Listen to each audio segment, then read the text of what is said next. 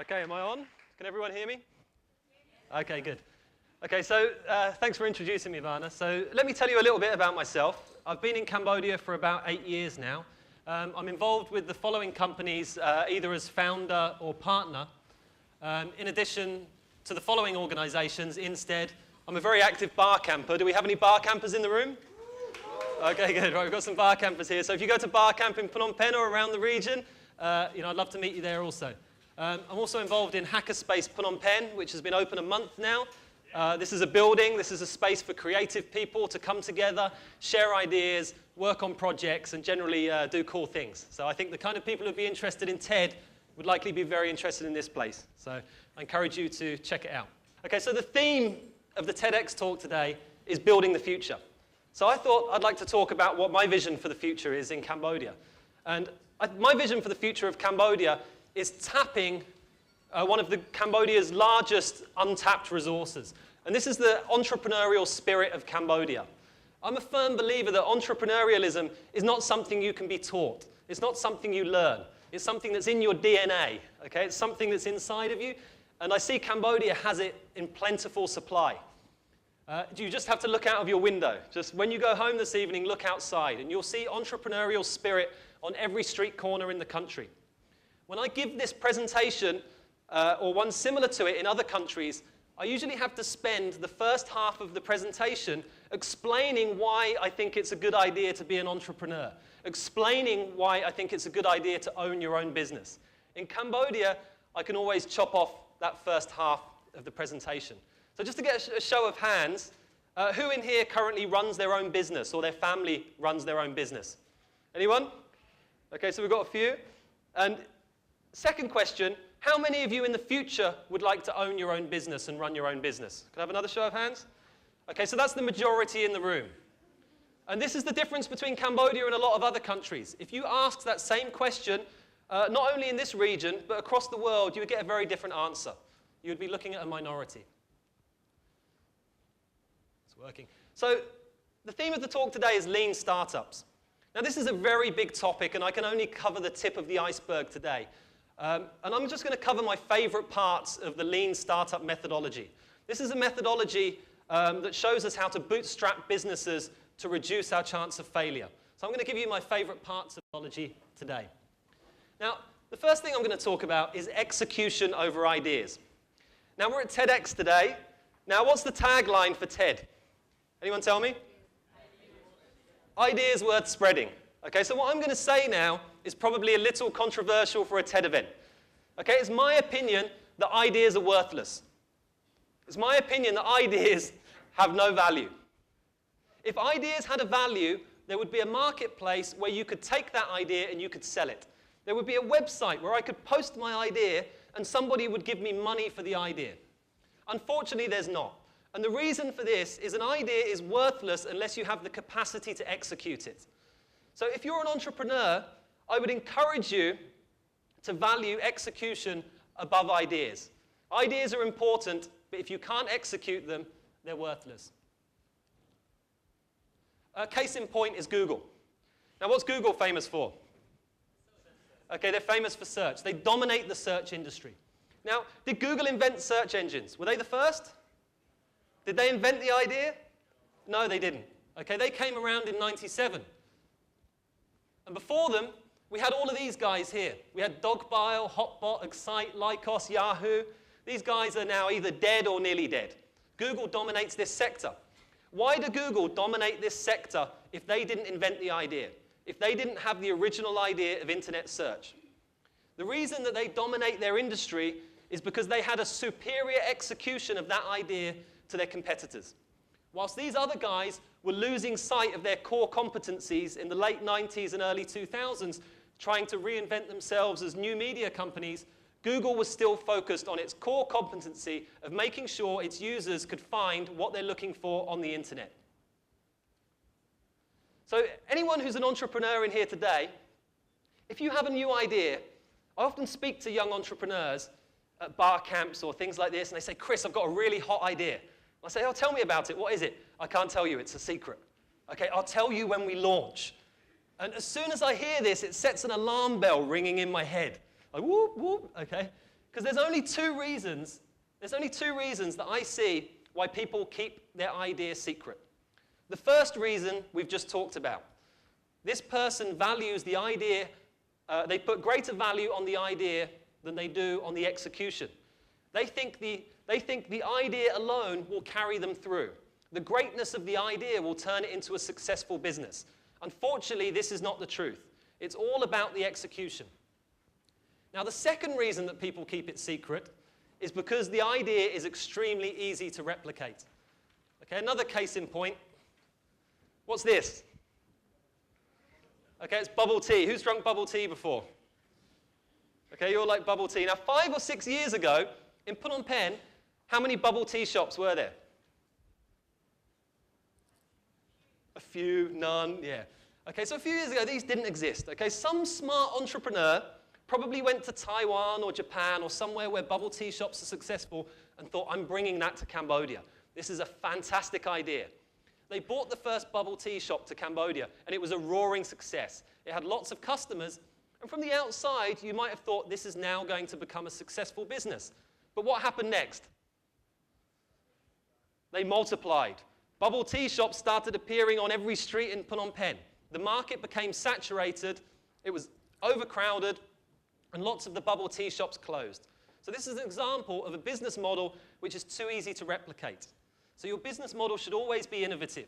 Try and think of a solution that is not easy to replicate, and it will be easier to command that market. Now, the second part of the talk today, so we just looked at execution over ideas. The second thing I want to talk about is customer development over product development. So before we get into this, I just want to have a look at a saying which I quite like. When a great team meets a bad market, the market wins. When a bad team meets a great market, the market wins. When a great team meets a great market, something special happens.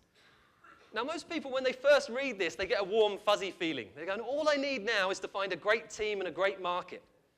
But if you look at this a little deeper, what it's actually saying is you can never beat the market.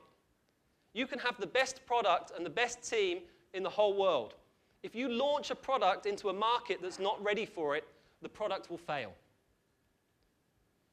Now, here's a statistic that you often hear as an entrepreneur. 9 out of 10 startups fail. Now, I'm not sure if this statistic is correct. I'm not sure if it's true. Okay, it's probably made up like most statistics. But what I do know is startups have an extremely high failure rate. Extremely high. So as an entrepreneur, our biggest challenge is to follow this. The secret to success is making failure cheap. Now, I wish when I started my first business, somebody had have told me this. When you have such a high rate of failure, when you're going about anything, you have to make sure the cost of failure is cheap. This means you can fail multiple times without it destroying you. Oh, go back one. Okay, now I'm going to give you an example of this in my industry, in the software industry. I'm going to give you an example of how most startups begin their life and the path that they follow. What usually happens, a software developer will be coding one day and they have their light bulb moment, their aha moment. Ping! They have a fantastic idea for the new Facebook, the new Twitter, the new YouTube, the next billion-dollar idea. So what do they do next? What do they do with this idea? Most of them package it up into a small ball, keep it secret, and don't tell anybody about the idea. If I tell anyone about the idea, they'll steal it, for the reasons we talked about before. They then begin developing the idea. They start on the product. They start writing code for the new product. They realize it's more work than they anticipated. So they hire some other software developers to help them. And they all start coding away on the product. You know, the original person with the idea starts using their savings. They start borrowing from their family. They borrow from the bank to fund this startup. But they're sure it's going to be a success. And then maybe after a year of development, they're ready. They're ready for launch. They push the product out, and then something surprising happens. Instead of the flood of customers and the flood of money that they envisaged, no one's coming. Nobody's buying. Nobody's signing up. So this is a shock to the system. The team instantly goes into panic mode. Why is this? We were so sure of the idea. How could this possibly happen? Now it's not a secret anymore. They start asking potential users, why aren't you signing up for our product? And maybe the users say, if we had feature X, Y, and Z, we would buy the product. So they borrow some more money, go to their family and borrow this, borrow that, and work really hard to try and get those features X, Y, and Z to launch. They get those new features ready, they release again. And this time a few customers sign up, a few people are signing up, and they're getting some revenue, but it's not enough to sustain the business. And eventually they die the slow death. The money runs out, the business fails, the product is a failure, and they become another statistic. Now, what was the cost of that failure? Was that failure a cheap failure or was it expensive? It was an expensive failure. It's taken possibly 4 years worth of man hours of the whole team. It's possibly cost tens of thousands of dollars, hundreds of thousands of dollars. Or if you're playing this game in Europe or North America, possibly millions. Okay, this is an extremely expensive failure. So as an entrepreneur, you want to be looking for avenues and ways that you can reduce that risk of failure. And one way to do this is to fail fast and fail often. You'll often hear this phrase in the software industry. So now I'm going to give you an example of how you can fail fast and fail often. I'm going to give you a real-life example of a startup that I was involved in, I'm still involved in now, but we started playing around with late last year.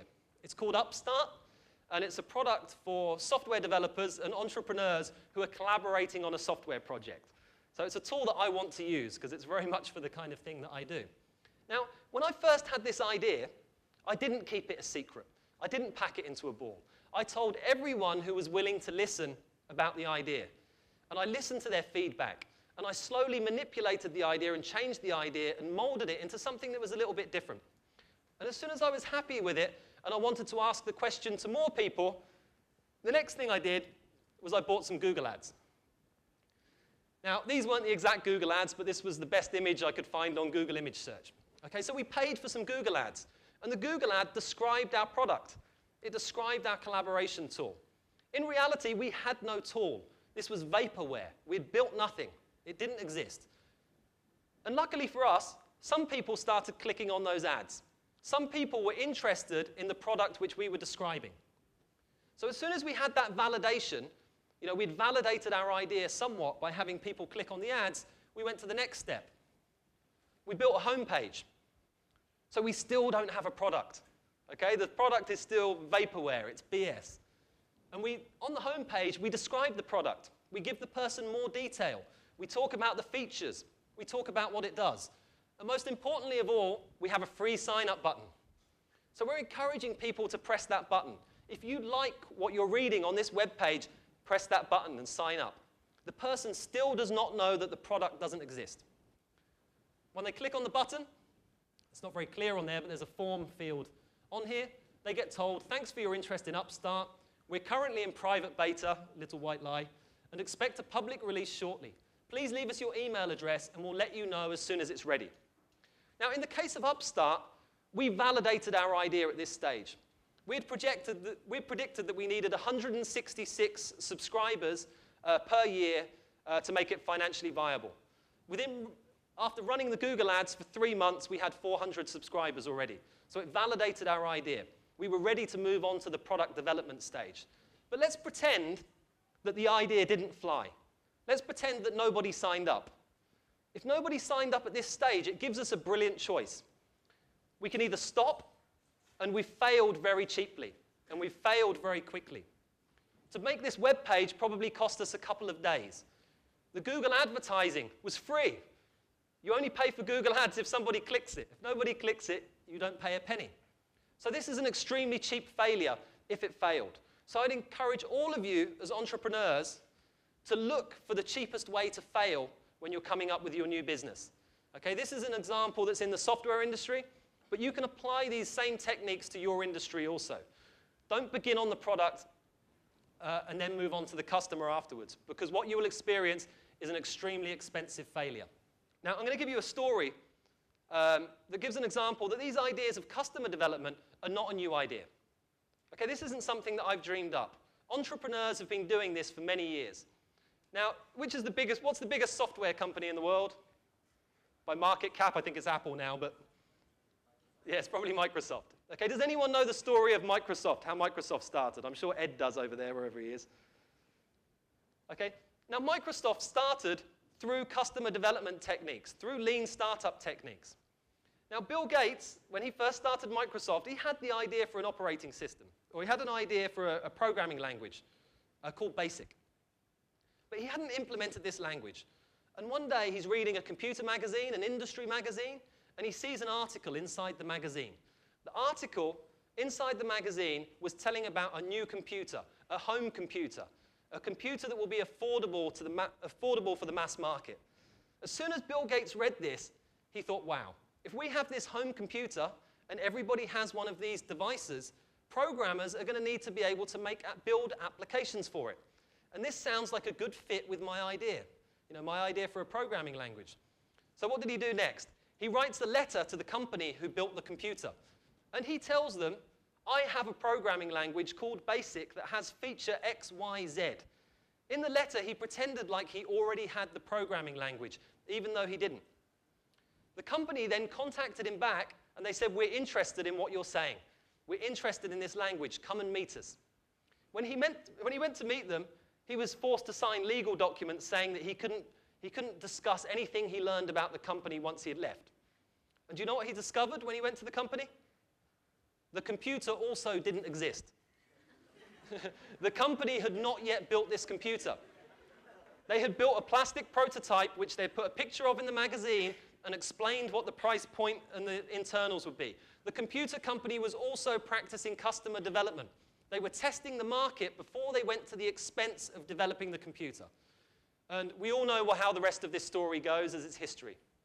So the main point that I want to leave you with today is whenever you're starting a new business as a young entrepreneur, instead of focusing on the product, focus on how can I reduce the cost of failure. Because 9 out of 10 businesses still fail. So you have to give yourself the ability to fail multiple times and be able to recover from that failure. Okay, I'm Chris Brown. Thank you.